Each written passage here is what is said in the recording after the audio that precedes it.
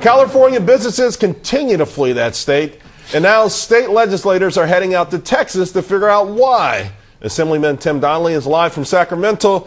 Tim, don't we already really know why businesses are leaving the state? Hey, Charles. Well, you know, to some extent we do, absolutely. I mean, but Texas is one of the #1 destinations for California companies. And what is California known for? We're known for being the #1 destination for welfare recipients. We have 1/3 of the welfare recipients and only 13% of the population.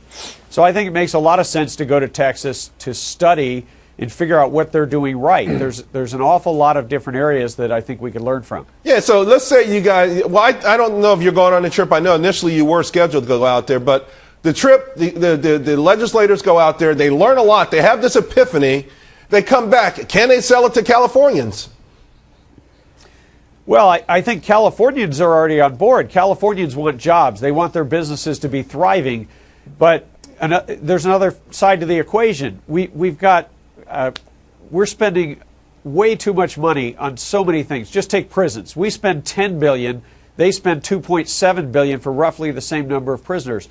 So I think it's really important to find out exactly what they're doing. I know that they've done a public-private partnership for the last 15 or 20 years where they've been saving 15% a year.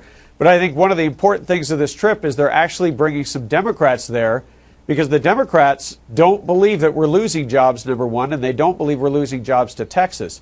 So I think it's important that we take a look at each and every aspect of what they're doing. I mean, they have a part-time legislature. We have full-time, 24/7. We've got people lobbying your government, people taking legislators out and wining and dining them. Tim, I got to tell you, Tim, I don't think Californians get it. I really don't. You're going to sign, your governor's signing into law today, some sort of mandate for 1/3 of the energy to come from renewables in just the next 9 years. This kind of stuff is so ridiculous, and it makes the cost of living for the average person there outrageously expensive. Hey, I heard you guys talking about that. I stood up and opposed that bill because it's going to do a couple things. One, it creates a bunch of new government jobs. The California Air Resources Board, the one whose budget I shredded, and by the way, I have a bill, AB 1332, to completely eliminate that unaccountable, wasteful agency that is driving. It's one of the key reasons why businesses are leaving the state of California, because we're trying to solve the global warming problem. And we're going to drive up the cost of electricity. We're already paying 53% more. So if you're a manufacturer, why would you locate in California?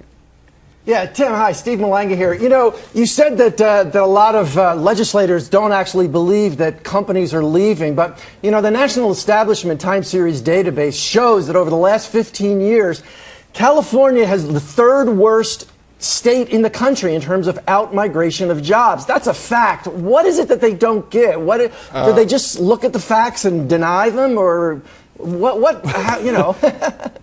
Hey, well, Steve, welcome to my world. I mean, okay. It's like we walk into that Capitol and we're in Alice in Wonderland. It bears no resemblance to reality. Yeah, I mean, so, yeah, literally, they want to argue that, A, the businesses aren't leaving, and then they try to argue that public sector jobs are equal to private sector jobs.